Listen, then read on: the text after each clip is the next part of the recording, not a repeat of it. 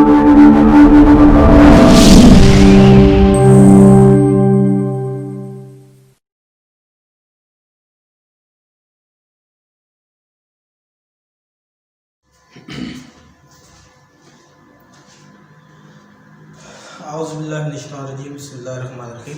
शुरू अल्लाह के नाम से जो बड़ा मेहरबान और नहायत रहम करने वाला है। सब तारीफ़ अल्लाह के लिए जो तमाम जहानों का पालने वाला है। तमाम दुरूद व सलाम हज़रत नबी करीम सल्लल्लाहु अलैहि वसल्लम की ज़ात पर जो ख़ातमुन नबीय्यीन और मौसूल इंसानियत हैं।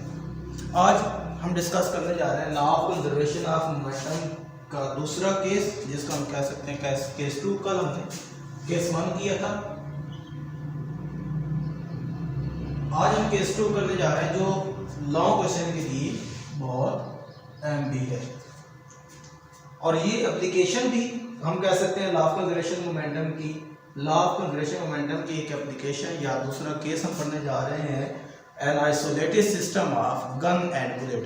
हमारे पास एक गन और उसके अंदर जो मौजूद बुलेट है वो भी मिलके एक सिस्टम बनाते हैं, जिसको हम क्या कहते हैं, आइसोलेटेड सिस्टम। और आइसोलेटेड सिस्टम किस में डिपेंड कर रहा होता है, किस पे लाई हो रहा है, law of conservation of momentum पे। तो मैं इसकी दोबारा रिपीट कर देता हूँ। आइसोलेटेड सिस्टम क्या होता है, लॉ ऑफ कंजर्वेशन मोमेंटम क्या होता है।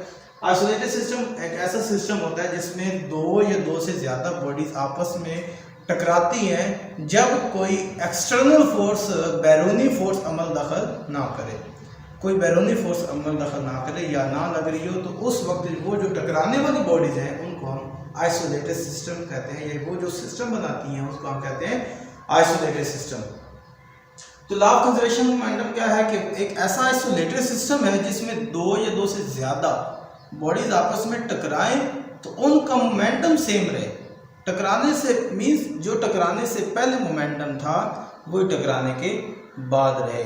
बिफोर और आफ्टर जो मोमेंटम है वो क्या रहे, सेम रहे, रिमेन कांस्टेंट। मैंने आपको बताया था कंजर्वेशन का मतलब क्या होता है, कांस्टेंट, रिमेन सेम। ये हमने इसकी स्टेटमेंट की थी। आज हम डिस्कस करने जा रहे हैं case 2, an isolated system of gun and bullet.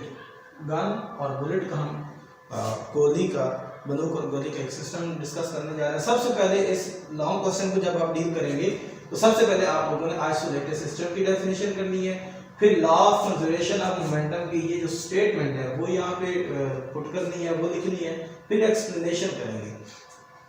Explanation में हमारे पास एक गन है और एक बुलेट है। मैस ऑफ गन को हमने डिस्कस किया है, कैपिटल M से डिजाइन किया है, और गन की वेलोसिटी को कैपिटल V से हमने डिनोट किया है। Mass of bullet denoted by small m and velocity of bullet denoted by small v। इसी तरह हम आगे ये भी लिख सकते हैं कि बिफोर फायर, आपके पास बंदूक है, लेट्स सपोज इस तरह आपने उसको बंदूक जो है तनी हुई है। अब बिफोर फायर, फायर करने से पहले सिस्टम रेस्ट में है। फायर करने से पहले सिस्टम किस हालत में है, किस पोजीशन में, रेस्ट में। ना बंदूक के अंदर ना गन के अंदर कोई वेलोसिटी या मोशन है, ना ही गोली के अंदर कोई वेलोसिटी मोशन है। अब यहाँ पे देखें, अगर लेट्स सपोज ये एक गन है तो ये गन अब यहाँ पे रेस्ट में है और इसके अंदर मौजूद बुलेट भी किस में है, रेस्ट में। कब, बिफोर फायर। अब जब वो फौजी जो है वो इस बंदूक को लेके खड़ा हुआ है तो उसके सिस्टम क्या है, रेस्ट में। Means the velocity of gun and bullet is 0। दोनों की वेलोसिटी क्या है, 0। जब आप फायर करते हैं तो आपने देखा होगा, महसूस किया होगा कि वो जो गन होती है वो पीछे की तरफ झटका खाती है, जिसको हम कहते हैं रिकॉइल। वो रिकॉइल क्यों करती है, to conserve the momentum. Why gun recoil, gun recoil to conserve the momentum. Momentum को सेम रखने के लिए वो पीछे की तरफ झटका खाती है कि जितना मोमेंटम आपके पास उस गोली का है उतने मोमेंटम उस गन का होना चाहिए, जिसकी वजह से वो सेम रहता है। तो आइए डिस्कस करते हैं। मैंने कुछ बातें लिखी हैं और वो भी आप पॉइंट लिख सकते हैं, आगे जाके मैंने लिखा भी है पॉइंट। तो सबसे पहले हेडिंग क्या बनेगी, आइसोलेटेड सिस्टम की, फिर आप स्टेटमेंट इसकी करेंगे, इसकी लॉ ऑफ कंजर्वेशन मोमेंटम की, फिर एक्सप्लेनेशन करेंगे जो बुक के अंदर लिखी हुई है, पेज नंबर 70 पे आप देख सकते हैं। और उसके बाद हेडिंग बनेगी मैथमेटिकल फॉर्म। मैथमेटिकल फॉर्म में दो हेडिंग बनाएंगे, जिस तरह कल हमने बिफोर कोलिजन और आफ्टर कोलिजन बनाई थी। आज हम बनाने जा रहे हैं before fire and after fire. अब बिफोर फायर क्या होता है, आपको पता है कि मोमेंटम की इक्वेशन क्या होती है, मोमेंटम की इक्वेशन होती है P is equal to mv। P क्या है, मोमेंटम है, m क्या है, मास, और v क्या है, वेलोसिटी है।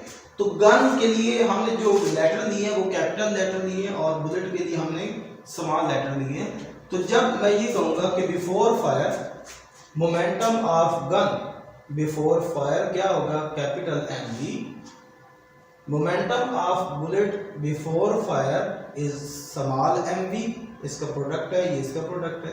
अब टोटल मोमेंटम कितना हो जाएगा, m capital mv plus small mv।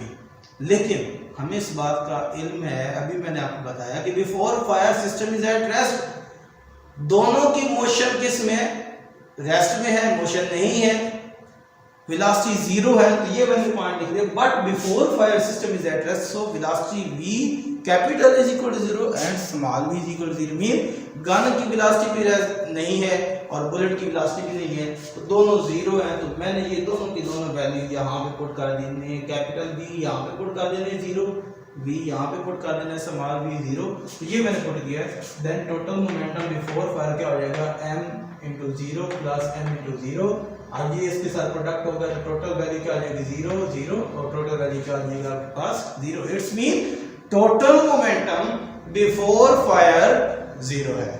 Total momentum before fire क्या हो गया, जीरो। बिकॉज अगर आपसे कोई रीजन पूछे क्यों, because system is at rest, motion ही नहीं है, वेलोसिटी नहीं है। जब वेलोसिटी ही नहीं होगी तो हम मोमेंटम कैसे कह सकते हैं, मोमेंटम तो उस वक्त होता है जब चेंज इन वेलोसिटी होता है। यहाँ पे वेलोसिटी नहीं है तो टोटल मोमेंटम क्या हो जाएगा, जीरो हो जाएगा।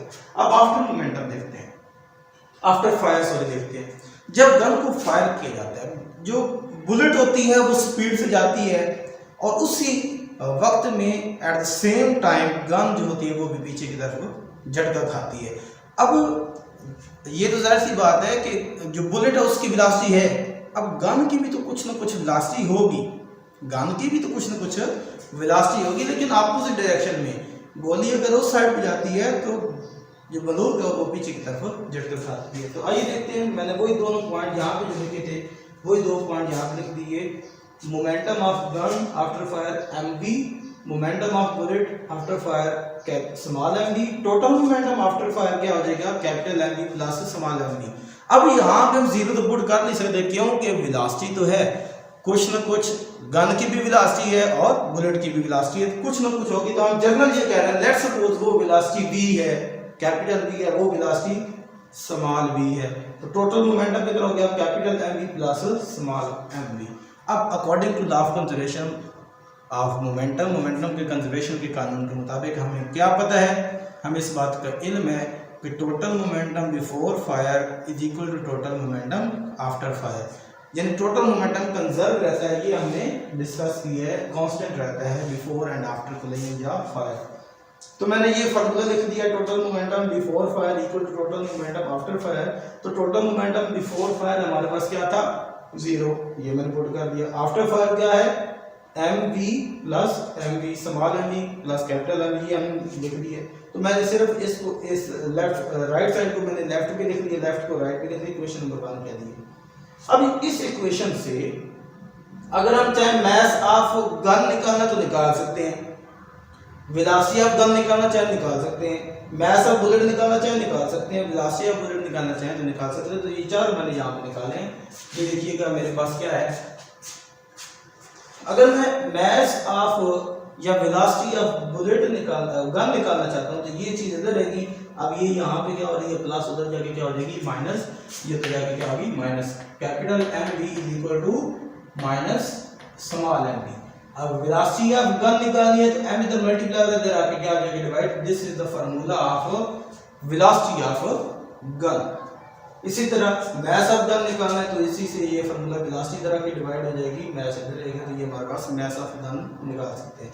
अगर हमने बुलेट की निकालनी है तो ये चीज इधर रहेगी और कैपिटल m इधर प्लस हो रहा था, जाके क्या हो जाएगा माइनस हो जाएगा। तो ये हमारे पास इक्वेशन आ जाएगी mv is equal to minus capital mv। अब हमने स्मॉल v निकालना है m इधर मल्टीप्लाई इधर आके क्या हो जाएगा, डिवाइड हो जाएगा। हमारे पास इक्वेशन आ जाएगी v equal to minus capital M V divided by small m।